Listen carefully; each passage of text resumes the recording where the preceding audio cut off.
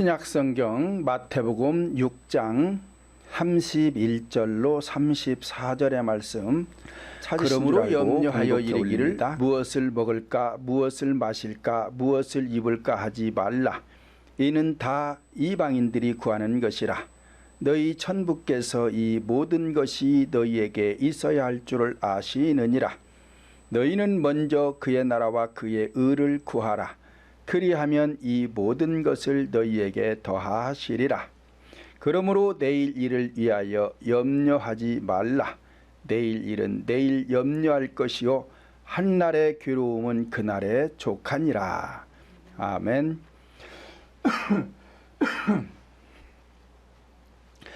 함께 은혜 받고자 하는 제목은 신앙생활의 순서를 지키라 라는 제목을 통해서 함께 은혜를 받고자 합니다.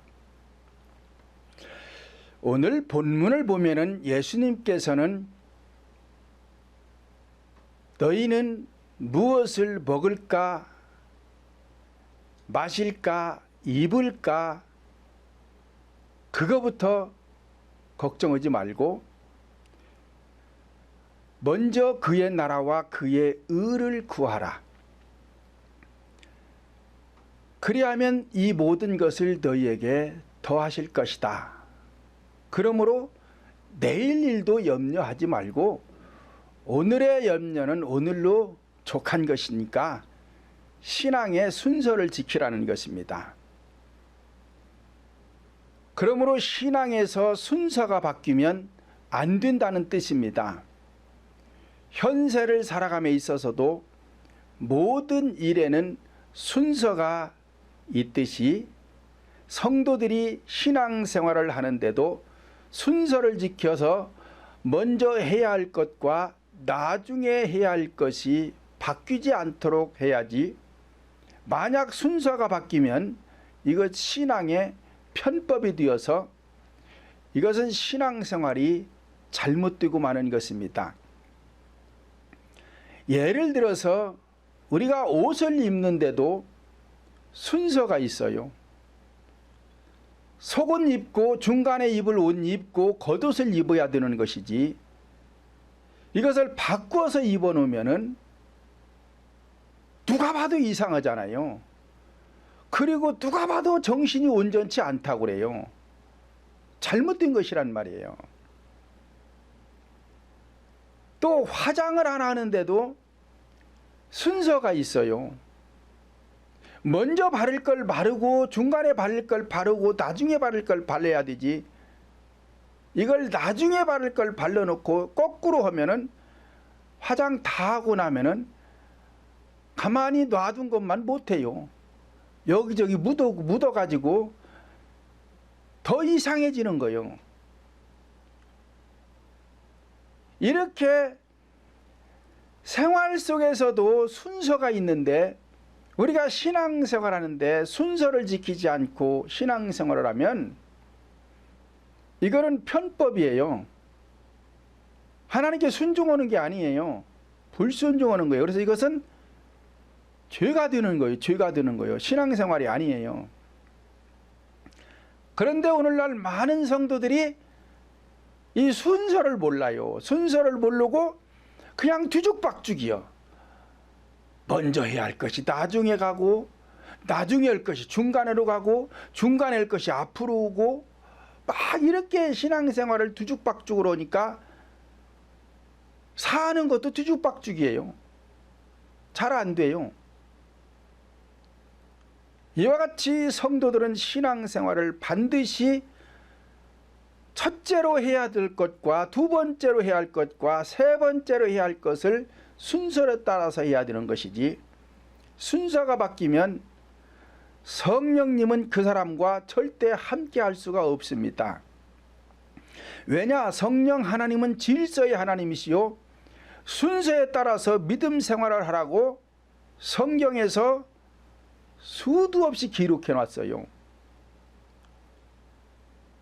그런데 순종하지 아니하고 자기 마음대로 신앙생활을 한다면 올바른 신앙생활이 아니기 때문에 성령님은 이러한 성도나 교회와는 함께 할 수가 없는 것이며 오히려 불순종의 죄가 되는 것입니다. 그렇다면 교회에서 성도들이 먼저 해야 할 일이 무엇인가? 본문 33절을 다시 보면 너희는 먼저 그의 나라와 그의 의를 구하라. 그리하면 이 모든 것을 너희에게 더하시리라 말씀을 하였습니다. 그러니까 첫째로 해야 할 일은 그의 나라를 구하는 것이다. 즉 다시 말하면 성령 하나님의 나라가 임하도록 기도하라. 어디에 임하도록? 각자 심령 속에 임하도록. 그래서 성령을 받았느냐? 그러면은 이걸 갖다가 부활했다라고 하는 것이고, 거듭났다라고 하는 것이고, 자녀가 되었다고 하는 것이고, 영생했다 그러는 것이고, 혼인했다 그러는 것이고, 새하늘이 되었다 그러는 것이고, 이것을 갖다가 의인이라 칭한다. 그래서 구원받았다라고 얘기를 하는 것입니다. 사람이 의인이라서 의인이라고 그러는 것이 아니라 사람은 여전히 죄 가운데 있는데 성령 하나님이 내 영 속에 임재하심으로 인해서 그분으로 인해서 내가 의롭다 칭함을 받는 것이다. 그걸 갖다가 믿음을 주셨다. 그래서 그 믿음으로 우리가 구원을 받았다라고 하는 것입니다. 그런데 이걸 또 거꾸로 하는 사람이 있어요. 의인이라 칭함을 나중에 받고 혼적인 구원이 먼저 이루어지고, 이걸 또 거꾸로 말하는 사람이 있더라고. 이 사람은 지금 성령을 자기가 안 받아봐서 그래요. 분명히 예수님은 너희는 먼저 그의 나라예요. 그의 나라는 성령 받으라는 거예요. 그래야 그의 의를 구해서 거룩한 과정으로, 성화 과정으로 갈 수가 있는 것이에요. 그 두 번째로 할 일은 그의 의, 즉 마음의 지경을 넓히는 것입니다. 왜 마음의 지경을 넓혀요? 내 마음 땅을 거룩하게 하기 위해서.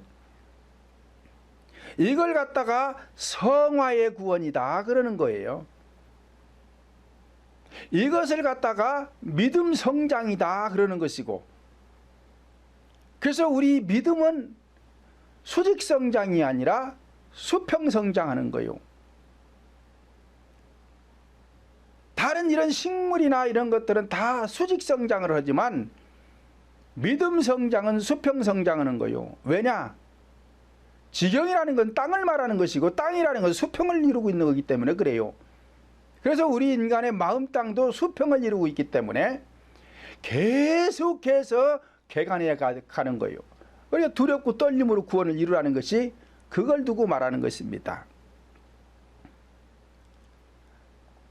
그리고는 세 번째로 이 모든 것 너희에게 더하시리라. 자, 그러므로 생활의 복은 세 번째로 주시는 거예요. 그런데 교회에서 오늘날 성도들이 이 순서를 지키지 않고 세 번째를 먼저 구하는 사람들이 많아요. 생활의 복을 달라고 구하는 사람들이 많다 이 말이요. 그러면 이게 거꾸로 가는 신앙이라니까요. 거꾸로 가는 신앙은 이건 마귀 역사만 있는 거예요. 이건 신앙이 아니에요. 오히려 이렇게 하면은 귀신 숭배하는 거예요.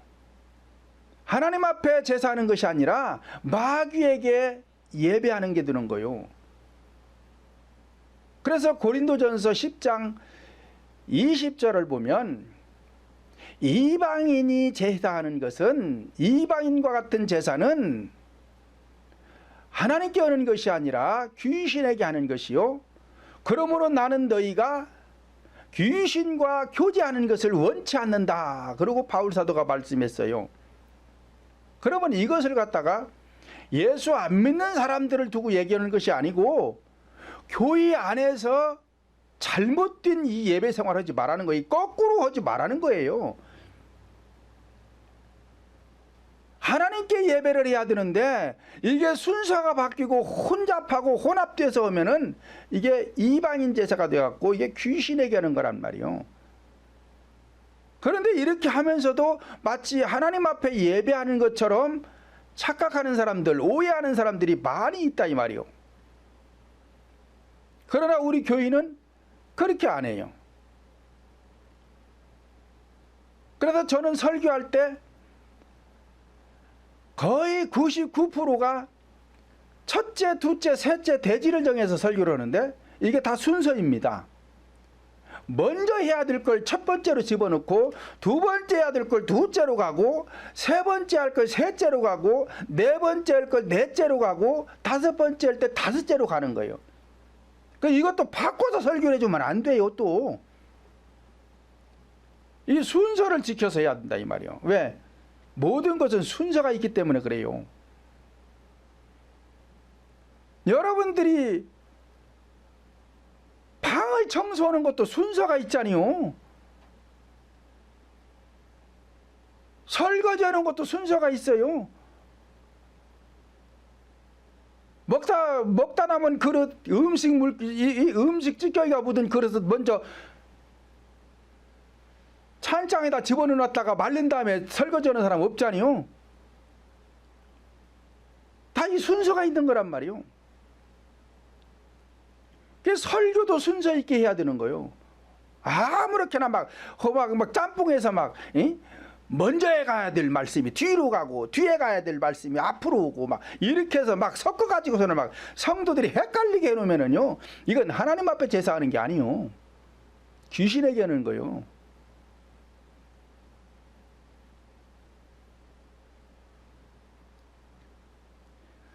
그러므로 성경의 원어인 히브리적인 관점에서 영적인 해석으로 순서를 살펴보면 첫 번째로 히브리 말로는 아하드라고 합니다. 아하드. 이 아하드라는 뜻은 영접했다, 연합했다, 결합했다, 하나가 되어라, 무엇과 새 생명과, 다시 말하면 성령과 하나가 되거라. 그러니까 오늘 지금 본문의 33절에서 예수님이 너희는 먼저 그의 나라, 그의 나라라는 것은 성령 받는 거란 말이요. 성령 받으면 영접한 거잖아요. 연합된 거잖아요. 결합한 것이잖아요. 하나가 된 것이잖아요. 자, 그러기 위해서는 배워야 된다는 거예요. 배워야 돼. 뭘 배워? 회개하는 것을. 이거 회개 그냥 드는 거 아니에요. 이거 철저하게 이게 잘 배워야 돼요, 이거요. 그래서 예수님이 마태복음 6장 9절로 13절에서 제자들에게 주기도를 가르쳐 주는 거예요. 주기도를 그대로 해도 상관이 없지만 그대로 하는 것보다 거기에 보면은 순서가 있어요. 순서가. 기도는 순서를 정해준 거예요. 이게 기도하는 원리를 가르쳐 준 거예요. 제자들에게. 그래가지고 이 기도를 배운 사도들이 초대교회에서 사도행전 2장 42절을 보면 초대교회 성도들에게 처음으로 가르쳐 주는 것이 기도를 가르쳐 줍니다. 기도를. 왜 그러느냐?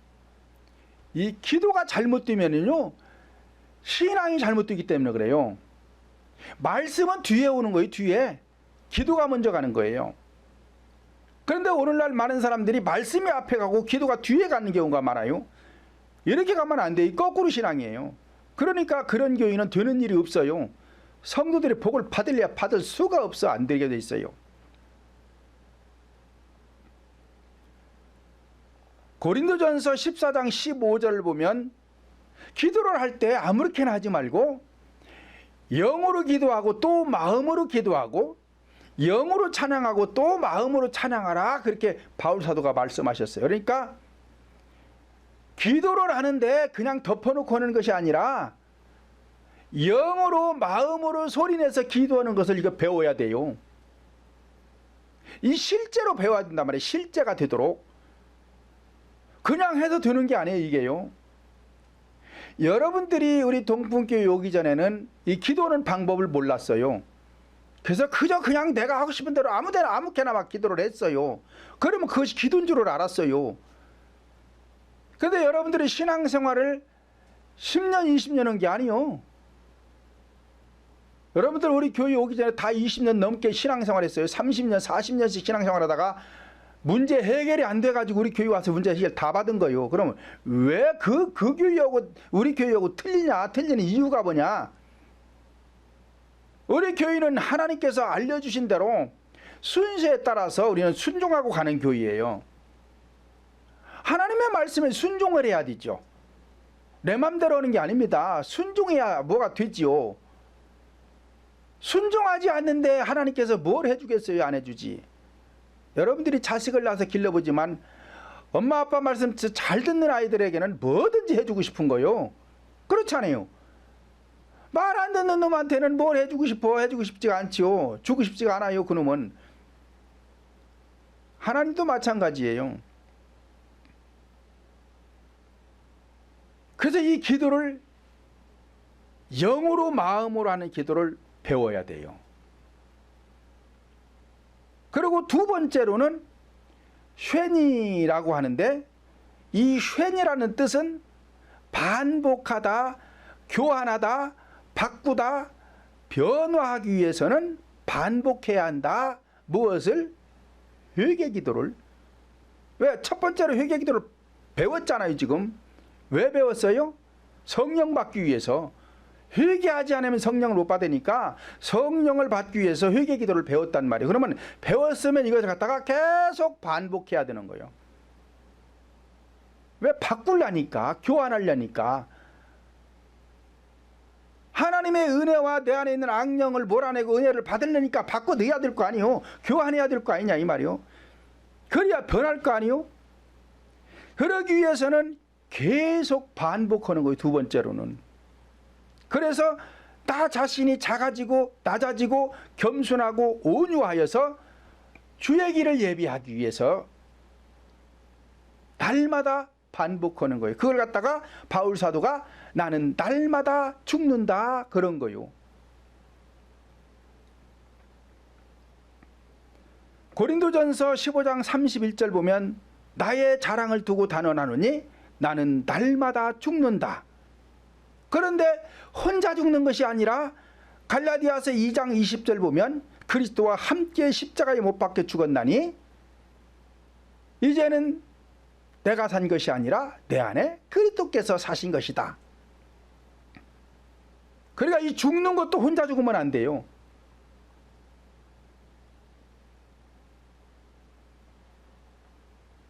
많은 사람들이 혼자 죽어가지고 자기가 뭘 하는 줄로 알아요? 혼자 죽으면 안 돼요. 함께 죽어야 돼. 누구랑? 그리스도와 함께. 그럼 그리스도와 함께 죽는 것이 뭐냐? 나는 회개하고 회개한 이 죄를 하나님께서 내 죄를 십자가에 못 박아 죽여주는 것을 함께 하는 거예요.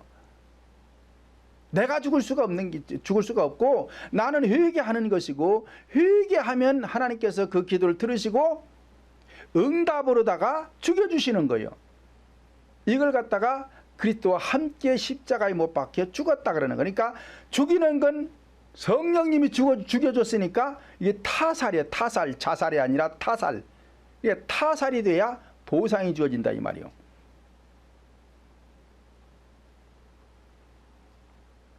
이거 전부 다 부연 설명까지 하려면은 시간이 많이 가니까 목사님들 세미나 가서 강의할 적에는 부연 설명 다 해주지만 여기서는 다 할 수가 없어요. 이렇게 간단하게 짚고 넘어가는 거예요.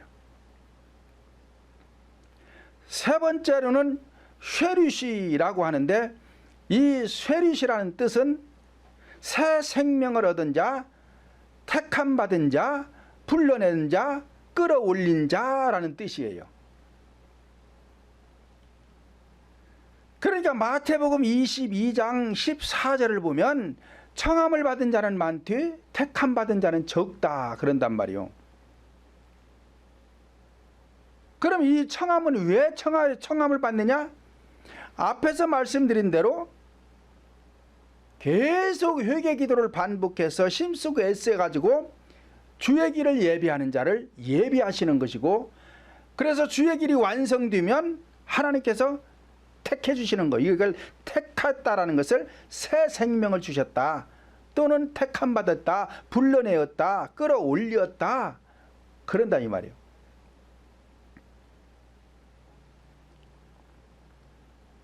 그래서 베드로전서 2장 9절 보면 너희는 택하신 족속이요 왕같은 제사장들이요 거룩한 나라요 그의 소유된 백성이요 어두운 데서 불러낸 자들이다 라고 하였습니다. 또 창세기 1장 11절로 12절 보면 풀과 씨 맺는 채소와 씨 맺는 과목들이 셋째 날에 살아납니다. 그리고 고린도전서 15장 4절도 보면 예수님도 십자가에 못 박여 죽였다가 3일 만에 다시 살아납니다. 그래서 이 3이라는 수는 생명의 수예요. 생명의 수. 넷째로는 내부하라고 하는데, 이 내부하라는 뜻은 동침하다. 왜 동침하느냐? 속속들이 알기 위해서. 속속들이 알려면은 지경을 넓혀야 되고, 이 지경이 넓혀진 곳에 생명의 말씀을 심어서 번성해야 되는 거예요. 그래야 하나님을 속속들이 알 수가 있어요. 그러니까 대충 아는 것 가지고 지도자 노릇을 하면 안 돼요. 속속들이 많은 부분을 알아서 가르칠 수 있는 수준에 와야 이 지도자를 할 수가 있는데, 하나님께서는 지금 아직 세워주질 않았는데 하나님의 뜻을 모르니까 자기 마음대로 아직 자격이 주어지지 않았는데 강단에 서서 목회하는 분들이 많이 있습니다.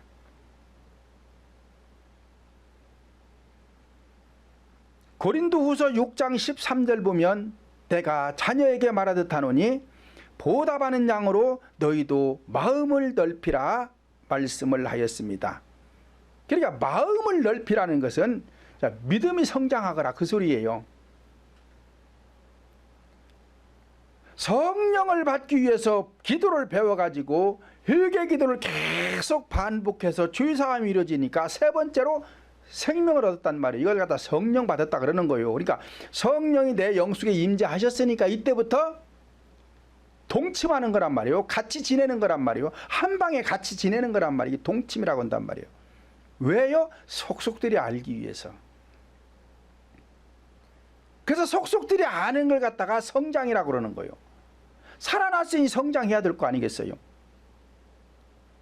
다섯 번째로는 하메시아라고 하는데, 이 하메시아라는 뜻은 기름지다, 풍성하다, 충만하다, 부족함이 없다라는 뜻입니다.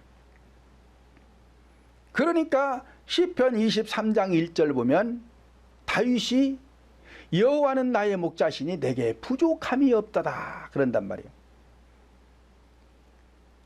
그러니까 이 다윗의 신앙은 놀라운 신앙이에요. 그러니까 왕위에 올라서 이방 나라들이 이스라엘 쳐들어오기만 하면 다 물리치잖아요. 전쟁에서 패하지를 않잖아요. 승리해서 백성들에게 평안을 주잖아요. 이런 사람이 지도자를 해야 된다 이 말이요. 그래서 고린도전서 14장 19절을 보면 교회에서 남을 가르치기 위하여는 깨달은 마음으로 5마디 말하는 것이 1만마디 방언으로 말하는 것보다 낫다 그랬어요. 그러니까 이 깨달은 마음에서 5마디라는 것은 이 5이라는 수는 메시아라는 뜻이니까 기름지고 풍성하고 충만하고 부족함이 없는 말씀을 소유한 자가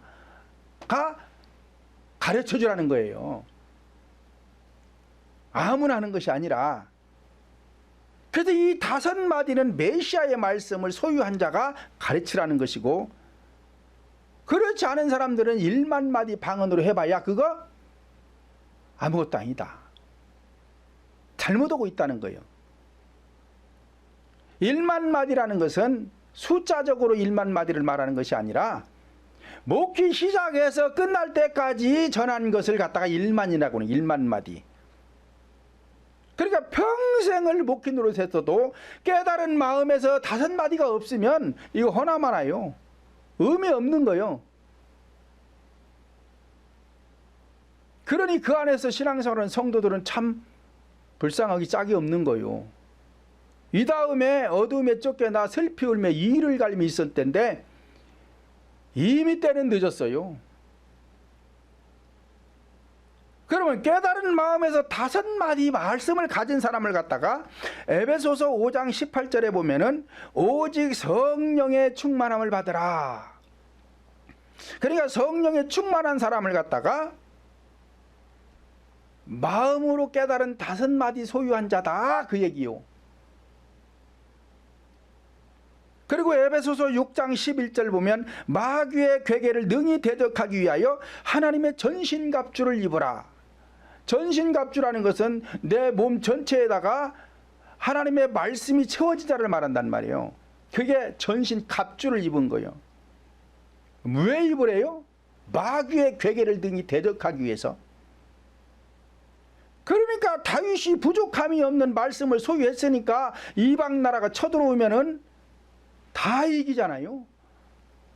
승리하니까 백성들이 평안하잖아요. 자, 이런 다윗과 같은 지도자를 만나야, 바울 사도와 같은 지도자를 만나야 성도들이 평안한 거요. 성도들의 가정이 행복한 것이고. 하여튼 아멘에다가 다리가 아팠는가 어쩌는가 아멘이 없어.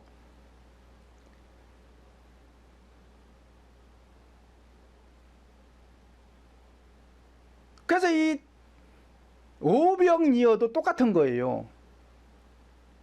오병이라는 것은 5이라는 것은 메시아고 병이라는 것은 떡을 말하는데 떡은 말씀을 상징하잖아요. 그러니까 메시아의 말씀, 이 어라는 것은 하나님의 법을 말하는 거예요. 그러니까 하나님의 법대로 마음의 5마디 기름지고 풍성하고 충만하고 부족함이 없는 말씀을 소유한 자, 그 자가 누구요? 어린아이. 어린아이가 가졌던 떡이잖아 이게요. 그럼 어린아이는 성경에서 무엇을 말해요? 구원받은 자, 생명을 소유한 자를 말한단 말이에요. 어린아이와 같지 아니하면 결단코 천국 못 간다 그러잖아요. 그러니까 그 어린아이가 들고 있는 것은 메시아의 말씀을 들고 있다 이 말이 지금. 현상적으로는 떡이고 고기지만, 물고기지만 떡 먹고 물고기 먹어서 천국 가는 거 아니잖아요. 그러니까 그건 현상을 통해서 본질을 교훈한다 이 말이에요 우리에게. 그 본질적인 건 뭐요? 지금 이 메시아의 말씀을 가진 자가 예수님에게 드렸다는 건 지금 하나님 앞에 드렸다는 거잖아요. 드리니까 응답이 오는 것이죠. 그러니까 그 문제가 해결되잖아요.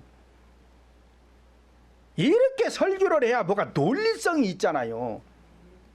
구체적이고 논리적이고 과학적이잖아 이게요. 이렇게 설교를 해줘야 성도들이 뭘 깨닫죠. 예수님이 무슨 능력의 하나님이기 때문에 무슨 기적을 베풀었느니 어쩌느니 맞지요. 맞기는 맞지만 그렇게 얘기를 하면은 오늘날 나에게 적용이 안 되니까 내가 해야 될 일이 없잖아요. 그러면 그때 과거에 수천 년 전에 예수님을 찾아러 만나러 가야 되는데 그분이 있어요? 없잖아요. 그러니까 맨날 허공만 치고 다니는 것이지. 그렇게 신앙생활 하니까 복을 못 받고. 이렇게 하나를 통해서 부연 설명을 하려면 여기 갔다 저기 갔다 부연 설명을 하려면 이게 시간 많이 가요. 목사님들한테 제가 성경 세미나를 할 적은 그렇게 해요. 그러나 여기서는 지금 그렇게 할 수가 없으니까 큰 대지만 훑고 가는 거예요. 그래도 여러분들이 다 알아들어. 왜? 그동안 저한테도 많이 들어서 배워가지고 잘 알아들어. 6째로는 하쉐시라고 하는데 이 하쉐시라는 뜻은 온전한 의로 완성하다, 다 이루었다라는 뜻을 가지고 있습니다. 그러니까 창세기 1장 31절 보면 하나님이 지으신 모든 것을 보시니 보시기에 심히 좋았더라. 천지와 만물이 다 이루니라 여섯째 날이니라 말씀을 하였습니다. 그러니까 하나님께서도 우주 만물을 창조할 때에 6일 동안 창조했어요. 자, 현상적인 것이라도요, 하나님이 창조한 것은 다 의로운 것입니다. 그러니까 하나님 보시기에 심히 좋았더라 그러잖아요. 하나님 보시기에 좋았어요. 좋은 것은 의롭다 얘기, 의롭다는 것이죠. 예수님께서도 요한복음 19장 30절 보면 신 포도주를 받으신 후 가라사대 다 이루었다 하시고 머리를 숙이시고 영원히 돌아가시니라 말씀을 하였습니다. 창세기에서 6일 창조는 현상적 창조입니다. 현상적 창조는 뭔가가 나타나는 거예요. 사물이 나타나는 거예요. 그렇게 해서 6일 창조를 했어요. 그런데 예수님께서 십자가상에서 다 이뤘다라는 것은 이건 본질적인 걸 말하는 거예요. 이 본질이라는 것은 인간의 심령 속에 이루는 걸 말하는 거니까 인간의 심령 속에 이루는 것은 죽어야 이루어지는 거예요. 그래서 현상과 본질은 다른 거예요. 창세기 1장에서 창조는 나타나는 것이고 예수님께서 십자가에서 이루는 건 죽어야 없어져야 사는 거예요. 그래서 예수님도 죽음으로 인해서 다 이루신 거예요. 일곱째는 하쉐부아라고 하는데 이 하쉐부아의 뜻은 정착하다, 평안하다, 안식하다, 지키는 것이다. 그런 뜻이에요. 그러니까 이 안식일이라는 것은 지키는 거란 말이에요. 오늘날 안식일은 주일이죠. 우리가 주일 지키는 걸 안식이라고 그러는 거예요. 그러면은 이 주일을 여러분들이 우리 동풍교회 오기 전에도 뭐 한 달에 주일날 한 번 참석하고 뭐 두 달에 한 번 참석 그런 거 아니에요. 1년 52주 다 참석했어요. 그것도 1, 2년이 아니요. 20년, 30년씩 주일 한 번 빼먹지 않고 성수했어요. 그런데 여러분들에게 뭐가 왔어요? 아무것도 안 왔잖아요. 왜 안 오느냐? 현상적 안식을 통해서 본질적 안식이 이루어져야 되는데 현상적 안식은 지키면서 본질적 안식을 이룬 게 없어요. 그러니까 지킬 게 없는 거야. 그러니까 여러분들에게 복이 안 와. 그렇다고 해서 현상적 안식일을 지키지 않으면 본질적 안식일 또 안 와 또. 그러니까 현상적 예배 생활을 통해서 내 안에 심령 속에 본질적 안식을 이루어야 돼. 그랬으면 이걸 지켜야 되는 거예요. 이거를 뺏기지 않고 지켜내야 돼. 여러분들에게 평안이 왔어요? 지켜내야 되는 거예요. 언제까지? 죽을 때까지. 여러분들에게 믿음이 주어졌어요? 지켜내야 돼요. 뺏기지 말고 지켜내야 되는 거예요. 믿음도 크기가 달라요. 어떤 사람은 큰 사람이 있고 어떤 사람은 적은 사람이 있고 어떤 사람은 더 적은 사람이 있어요. 그 왜 그래요? 빼앗기면 적어지는 것이죠. 자, 금이라는 게요, 주먹 많은 게 있고 한 돈짜리가 있잖아요. 한 돈짜리는 이게 조그맣지만 한 양짜리는 주먹만 하잖아요. 똑같은 금덩어리인데 크기가 다르다 이 말이에요. 그런 것처럼 똑같은 믿음은 소유했지만 크기는 다른 거예요. 그러니까 주먹 많은 금덩어리를 내가 가졌다 할지라도 믿음을 소유했다 할지라도 이걸 계속 뺏기면 작아지는 거예요. 아니 내 가정이 어려워서 주먹 많은 금덩어리를 갖고 있다가 이걸 잘라서 팔았어요. 그럼 뺏긴 거잖아요. 팔았으니까 남에게 뺏긴 거잖아요. 그러면 적어졌잖아요. 또 어려우니까 또 잘라서 또 팔았어. 그러면 또 적어졌지. 그런 것처럼 내가 한번 어떤 믿음을 소유하면 그것이 가만히 있는 게 아니라 내가 힘쓰고 애써서 키울 수가 있고 뺏길 수가 있고 그렇다 이 말이요. 그러니까 한번 내 안에 이루어진 안식이라는 것은 빼앗기지 말라는 거예요. 왜? 이걸 빼앗기면 내가 불행해지니까. 창세기 2장 2절 보면 하나님이 지으시던 일이 일곱째 날이 이를 때에 마치시니 지으시던 일이 다함으로 일곱째 날에 안식하시니라 말씀을 하였고, 요한복음 20장 1절 보면 안식 후 첫날 이른 아침에 어두울 때에 막달라 마리아가 무덤에 와서 돌을 옮겨진 것을 보았다. 그러니까 예수님도 십자가상에서 죽으시고 무덤에 들어가는 것이 안식이요. 안식. 왜? 다 이루었으니까. 예수님이 운명 직전에 다 이루었다 하고 운명했다 그랬잖아요. 그러니까 무덤에 들어간 것이 안식이란 말이 왜? 끝났으니까 할 일이 없어요. 그러니까 안식하는 거예요. 출애굽기 20장 8절 보면 안식일을 기억하여 거룩히 지키라 말씀을 하였습니다. 그러니까 이 안식일이라는 것은 거룩히 된 것이 안식이요. 자, 그것을 기억해서 지켜내라는 거예요. 기억이라는 것은 내가 내 안에다가 이 거룩하게 하기 위해서 힘쓰고 애쓴 것을 기억하라는 거예요.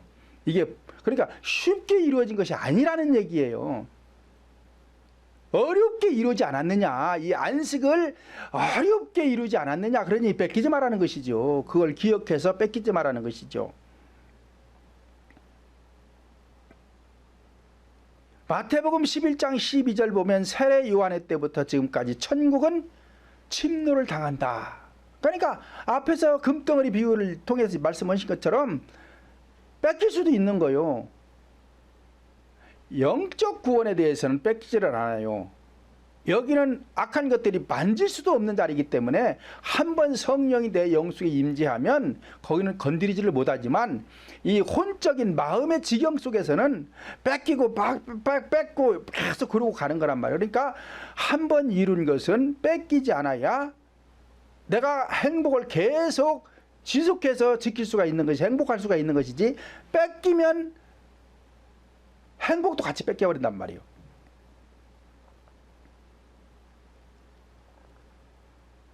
오늘날 성도들도 마음속에 이루어진 안식이 있다면 어떤 것이 되었든 뺏기지 않도록 반드시 지켜내야만이 하는 것입니다. 여덟째는 셈리라고 하는데, 이 셈리라는 것은 성령의 법대로 세워진 사람, 하나님의 사람, 하나님의 영광을 위한 사람이라는 뜻입니다. 마태복음 5장 10절 13절을 보면 의를 위하여 핍박을 받는 자는 복이 있나니 천국이 저희 것이요 나를 인하여 너희를 욕하고 핍박하고 거짓으로 악한 말을 할 때에 너희에게 복이 있나니 기뻐하고 즐거워하라. 하늘에서 너희의 상이 큼이니라 말씀을 하였습니다. 마태복음 5장 10절에서 13절에 지금 말씀하는 것은 이 여덟 번째를 말하는 거예요. 마태복음 5장에 팔복이 있잖아요. 그러니까 앞에 7가지 복은 개인에게 받는 복이고, 개인이 받는 복이고, 이 복을 7가지 복을 받은 사람이 이제 8번째 나가서 복음 전파하는 것을 지금 말하는 거 8번째로는요. 그러니까 심령이 가난한 자는 복이 있나니 천국이 저희 것이요. 그랬어요. 그러니까 심령이 가난해져 가지고 천국이 임해진 자가 또 애통해서 혼적인 구원을 이루어 가지고 애통하는 자가 위로를 받고, 온유한 자가 땅을 유업으로 받게 되고, 의에 줄이고 목마른 자가 복이 있나니 배가 부를 것이고, 긍휼히 여기는 자가 복이 있나니 긍휼히 여김을 받을 것이고, 마음이 청결한 자가 복이 있나니 하나님을 볼 것이고, 화평케 하는 자가 복이 있나니 저희가 하나님의 아들이라 일컬음을 받을 것이다. 그래서 앞에서 7가지 복을 쭉 얘기를 해요. 이것을 받은 자가 8번째로 나가서 이제 복음을 전파하는 것을 말하는 거요. 8번째라는 것은 그래야 맞잖아요. 내가 지금 하나님께로부터 받은 복이 없는데 누구한테 뭘 복을 받으라고 하겠느냐 이 말이요. 심령이 가난해져서 천국을 이룬 자가 나가서 심령이 가난한 자가 복이 있나니 천국이 저이것이요 외칠 수가 있는 것이지. 그렇잖아요. 내가 심령이 가난해지지도 않고 천국이 임하지도 않았는데 누구 보고 가서 천국이 저이것이라고 말할 수 있냐 이 말이요. 그 자격이 없어요. 이 순 거짓말이지. 내가 애통하게 회개를 해가지고 하나님께로부터 위로 받은 자가 나가서 불쌍한 자를 위로해 줄 수가 있는 것이지. 그렇잖아요. 그러니까 앞에서 말하는 이 7가지 복을 받은 자가 8번째 나가서 이제 복음을 전파할 때에 핍박을 받아도 너희 상이 크니까 하늘에서 크니까 인내하라 이 말이요. 이겨내라 이 말이요.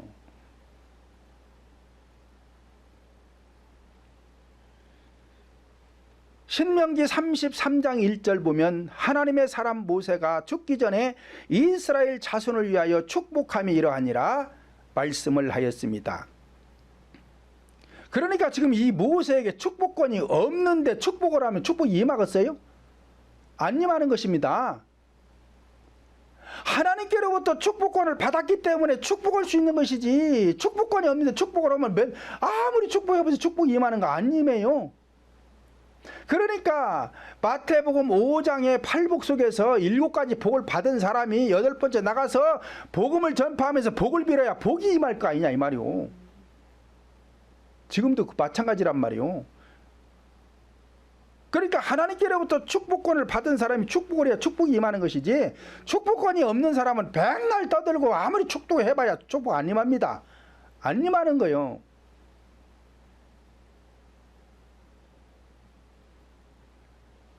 사도행전 9장 15절 보면 이 사람은 내 이름을 이방인과 임금들과 이스라엘 자손에게 전하기 위하여 택한 나의 그릇이다 라고 하였습니다. 이와 같이 복음을 전파할 수 있는 단계, 즉 자격이 갖춰졌어야 올바른 복음을 전파할 수가 있는 것이지, 이 자격이 갖춰지지 않은 상태에서 복음 전파를 하면은요 몰라요. 지금 몰라서 못 가르치는 거야. 그러니까 딴소리만 하는 거요. 심령이 가난해져 봤어야 거기에 대한 얘기를 할 수가 있을 것이고, 내가 애통해서 하나님의 위로를 받아봤어야 거기에 대한 말을 할 수 있을 것이고, 온유해서 땅을 기업으로 받아봤어야 마음 땅이 어떻게 이루어지는지를 알 수가 있을 것이고, 의에 줄여서 배가 불러봐야 어떤 것인지를 말해줄 수가 있을 것이고, 긍휼히 여기는 자가 또 긍휼을 하나님께로부터 긍휼을 받아봤어야 그걸 말해줄 거 아니냐 이 말이요. 그렇잖아요. 내가 받은 게 없는데, 내 안에 이루어진 게 없는데 뭘 말할 게 있어요? 없지. 9번째로는 떼세야라고 하는데, 이 떼세야의 뜻은 많아지고 많아지는 것, 번성하고 번성하는 것, 충만하고 충만해지는 것을 뜻합니다. 그러니까 마태복음 5장 속에서 말씀하는 7복은 자신의 심령 속에 이루는 것이고, 이와 같이 갖추어진 사람이 8번째 복음을 전파해서 이제는 일적으로 성도들이 수가 많아지고 이들의 심령이 번성하고 번성하는 것, 그래서 심령 속에 성령 하나님의 말씀으로 충만하게 하는 것을 뜻하는 것입니다. 그래야 될 거 아니요. 내가 하나님께로부터 7가지 복을 받았어요. 그래서 이제 복음 전파를 시작했어요. 그러면은 이제 성도들이 많아지고 많아져야 될 거 아니요. 번성하고 번성해야 될 거 아니요. 충만하고 충만해져야 될 거 아니냐 이 말이요. 그렇잖아요. 그래서 이와 같은 자들에게 히브리서 6장 14절을 보면, 가라사대 내가 반드시 너를 복주고 복주며 너를 번성케 하고 번성케 하리라 말씀을 하였습니다. 그러니까 나에게 하나님의 은혜를 받은 것이 있으니까 이 받은 것을 나눠줘야 될 거 아니요. 주니까 다시 하나님께서 나에게 복을 주신다 그 소리요 지금. 그런 자에게 반드시 내가 너를 복주고 복줄 것이다, 번성케 하고 번성케 할 것이다, 지금 그 말씀이다 이 말이요. 그러니까 여러분들이 빨리 성령을 받으면 번성하게 돼 있다니까. 그래서 저는 다른 데 신경 쓰지를 않아요. 왜 나라고 부흥집회 다니고 싶지 않아요? 하나님이 주신 능력이 강한데 왜 여기서 이러고 있어야 돼? 부흥집회 나가면 일주일에 몇백만 원씩 주지. 막 대접하지, 뭐 맛있는 거 사다 주지, 뭐 강사님 하고서는 막 떠받들지. 그런데 그거 왜 마다하고 여기 가만히 있냐 이 말이요. 그것은 올바른 게 아니라서 안 가는 거예요. 오직 여러분들이 성령을 받으면 이제 하나님께서는 교인수도 보내줄 거예요. 그래서 많아지고 많아지게 하고 심령을 번성하고 번성케 하고 또 충만하고 충만하게 해서 더불어 복받는 거예요. 더불어 복받는 거예요. 열 번째로는 아사레라고 하는데 이 뜻은 모든 것 다 이루었다, 열국의 어미다, 통치자다, 창조하다, 어디까지? 열국, 열방까지. 창세기 17장 16절 보면 내가 그에게 복을 주어 그로 내게 아들을 주게 하며 내가 그에게 복을 주어 그로 열국 어미가 되게 하리니 민족의 열왕이 그에게서 나리라 말씀을 하였습니다. 이와 같이 아브라함의 아내인 사라가 열국의 어미가 되었다는 것은 이름이 사라인 열 번째가 되기 때문이며 열이란 서수적인 숫자에는 끝인 것입니다. 그러므로 열국의 어미라는 것은 모든 성도들의 통치하는 자, 능력 있는 지도자라는 뜻이 되는 것입니다. 그러니까 앞에서 말씀드린 대로 이 복을 받은 사람이 이제 복음을 전파하는데 어디까지예요? 열방, 열국. 그게 이제 통치하는 자다 이 말이에요. 통치한다. 이 열국의 어미라고 그러는 거란 말이에요. 그 다음에 일백이라는 것은 오트라고 하는데 영어로는 오토라고 하는 것이고, 그래서 배워서 목적을 다 이루었다. 그러므로 자동이라는 뜻입니다. 일백이라는 것은 열이라는 수가 10번을 반복해서 만들어진 수로서 시보리적인 뜻은 자동이라는 뜻인데 내 의지가 완전히 꺾여진 것, 나 자신을 다스리게 된 자로서 성령 하나님께로서 인도하는 대로 순종하고 따라가는 자, 그런 뜻이에요. 그러니까 요한계시록 14장 4절을 보면 사람들 가운데서 구속을 받아 어린 양이 어디로 인도하든지 따르는 자라고 하였으며 이 자들을 갖다가 참 자유를 얻은 자라고 하는 것입니다. 그러니까 창세기 5장 22절 보면 에녹이 300년을 하나님과 동행했다 그런단 말이에요. 그러니까 동행할 수 있었다는 것은 이 숫자적인 의미가 아니라 이 뜻 개념이란 말이에요. 3이라는 수는 생명의 수니까 생명을 얻어서 이 100이라는 수에 오니까 자동으로 하나님과 동행을 했다. 그러니까 성경에 나오는 인물들의 이 나이의 수는 그 사람들이 실제로 이 땅에서 지구상에서 살은 이 나이를 기록한 것이 아니고 그 나이 수를 갖다가 신앙의 인격을 표시를 한 거예요. 숫자로 표시를 한 거예요.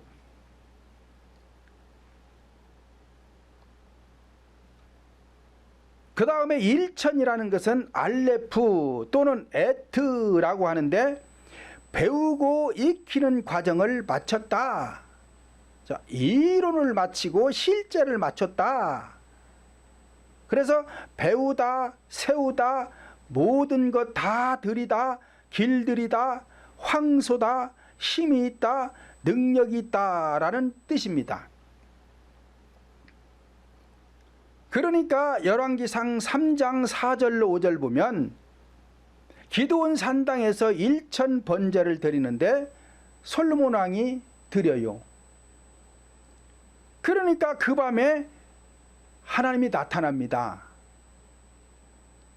그러니까 일천번제라는 것은 숫자적인 의미가 아니고 어떤 과정을 마쳤다, 그런 뜻이에요. 또 열왕기상 8장 5절 보면 양과 서로 제사를 드렸는데 그 수가 많아서 셀 수도 없고 기록할 수도 없었다. 그러니까 숫자적인 의미가 아니고 어떤 과정을 마치면 천이라는 수를 주어진다 이 말이요. 그래서 에스겔 47장 1절로 5절을 보면 성전 문지방에서 물이 흐르는데 1천척을 측량하니까 발목에 오고, 두 번째 1천척을 측량하니까 무릎에 오고, 세 번째 1천척을 측량하니까 허리에 오고, 네 번째 1천척을 측량하니까 강을 이루었다. 자, 그것이 다른 것이 아니라 초등과정, 중등과정, 고등과정, 대학과정을 말하는데, 성경에 기록된 내용을 보면은 초등과정은 역사를 통한 구속사, 중등과정은 사건을 통한 구속사, 고등과정은 자연을 통한 구속사, 대학과정은 계시를 통한 구속사. 자, 이 과정을 마친 사람을 갖다가 4번 측량해서 1천척이 끝나는 거요.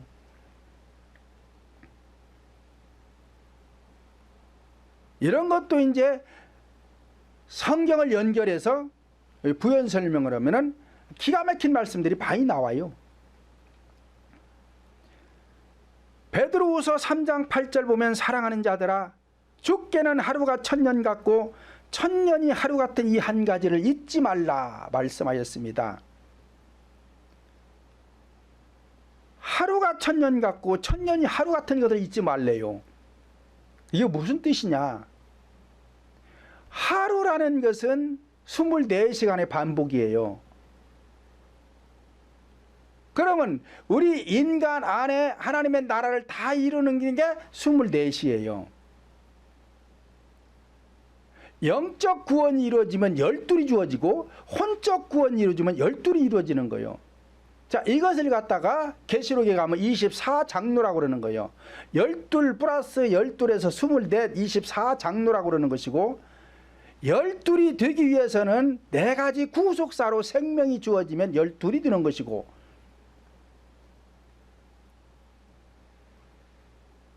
그러니까 하루도 24시간의 과정으로 마치잖아요. 우리가 영적 구원을 받는 것도 4가지 구속사로 3이라는 생명의 수를 얻으면 24세로 끝나요. 이게 한 과정이다 이 말이니까, 하루가 1000년 같고 1000년이 하루 같다라는 것은 하루의 과정이 24시간으로 끝나듯이 우리 구원 과정도 24세로 끝나는데 이것을 1000이라고 한다 그 소리요. 이거 박사들 2개, 3개 가진 사람도 이거 몰라요. 근데 여러분들은 아니까 하산할 때가 되었어. 도사들이 되었다 이 말이에요. 도사들이. 그래서 이 성경에서 말하는 이 숫자를, 지금 오늘 제가 말씀드린 이 숫자를 알면은요, 성경이 엄청나게 풀어집니다. 이게 엄청나게 많이 풀어져요. 왜? 숫자들이 많이 있잖아요 성경에. 이 숫자를 이 뜻개념으로 풀면 다 답이 나오게 돼 있어요. 요한계시록에 가서 탁탁탁탁 다 맞게 되어 있어요. 그래서 지금 이것은 인터넷에다가 내가 지금 공개를 안 하려다가 계속 이거를 지금 숨겨놨다가 공개를 하려고 지금 오늘 설교를 하는 거예요. 그러므로 우리는 이 영적인 신앙의 순서를 잘 지키어서 신앙생활 하시기를 예수님의 이름으로 축원을 드립니다. 살아계신